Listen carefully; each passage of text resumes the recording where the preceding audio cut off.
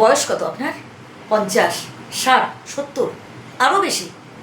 ভাই বয়স যাই হোক না কেন, মনটাই হচ্ছে আসল কথা। মনটাকে সবসময় স্ট্রং রাখার চেষ্টা করবেন। আপনি আপনার বাড়ির কর্তা, আপনার কথাই হবে শেষ কথা।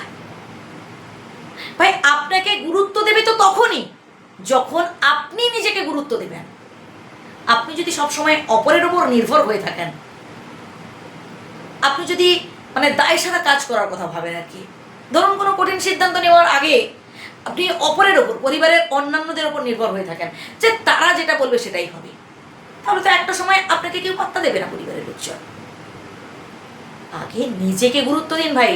হ্যাঁ, সবার মতামত নেবেন, সবাইকেই গুরুত্ব দিতে হবে, কিন্তু সবাইকে গুরুত্ব দিতে গিয়ে নিজেকে অবহেলা করবেন না, নিজেকে গুরুত্বহীন ভাববেন না, তুচ্ছ ভাববেন না যে আমি তো আর পারবো না, আমার তো অনেক বয়স হয়ে গেছে, আমি আর কোনো কঠিন কাজ করতে পারবো না, আমি আর কোনো সিদ্ধান্ত নিতেই পারবো না। এগুলো সব ঝুট ঝামেলা অপরের উপর চাপিয়ে দিই না প্রিয় বন্ধু।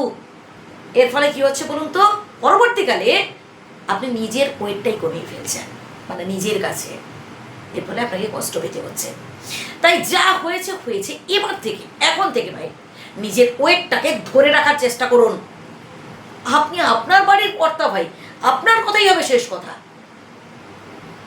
বয়স একটা সংখ্যা মাত্র, জাস্ট সংখ্যা মাত্র, আর কিচ্ছু না। মনটাই হচ্ছে আসল কথা। এই পৃথিবীতে যত সব কঠিন কঠিন কাজ ভাই বয়স্ক মানুষেরাই বেশি করে থাকেন।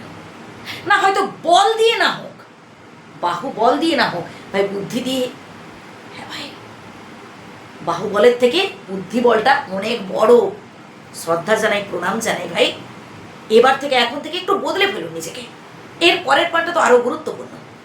সেটা হচ্ছে নিজেকে না কখনো অসহায় ভাববেন না,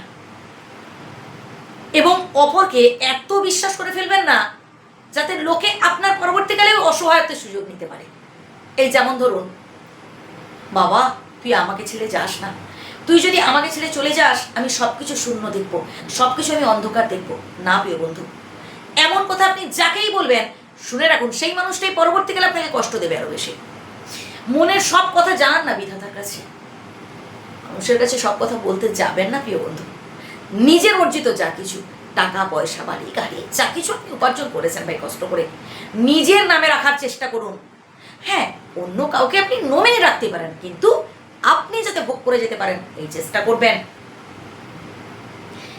একটা সময় হয়তো আপনি আপনার পরিবারের জন্য অনেক কিছু করেছেন, অনেক স্যাক্রিফাইস করেছেন, অনেক স্বার্থ ত্যাগ করেছেন, আর এখন তাদের থেকে যতটুকুন পাচ্ছেন খুবই সামান্য। এতে মন খারাপ করবেন না, বরং বিধাতার কাছে প্রার্থনা করুন বাকিটা জীবনও যেন আপনি অপরের জন্য এভাবে করে যেতে পারেন। হ্যাঁ প্রিয় বন্ধু, এবং বিন্দাস থাকতে হবে, ভালো রাখতে হবে নিজেকে। আপনার যেটা করতে ভালো লাগে করুন না। গান শুনতে ভালো লাগে, গান শুনুন। মাঝে মধ্যে প্রকৃতির সাথে একটু মেশার চেষ্টা করুন। যেখানে ছোট ছোট বাচ্চারা খেলছে বসে দেখলেন, মন ভালো থাকবে। তো দেখবেন মন ভালো থাকলে শরীর ভালো থাকবে, আর মন শরীর ভালো থাকলে সব কিছুই ভালো লাগবে। আবারও বলছি, নিজেকে স্ট্রং রাখুন। মনে রাখবেন আপনি আপনার বাড়ির ছাতা ভাই। নিজেকে যদি অসহায় ভাবেন, নিজেকে যদি দুর্বল ভাবেন ভাই, তাহলে দেখবেন পরিবারে ফাটল ধরবে এবং কেউ আপনাকে স্ট্রং ভাববে না। সবাই আপনাকে প্রতি পদে পদে অপমান করতে চাইবে না। একটা সময় দেখবেন আপনাকে গুরুত্বই দেবে না। ভালো থাকবেন, আমার সৎ থাকবেন।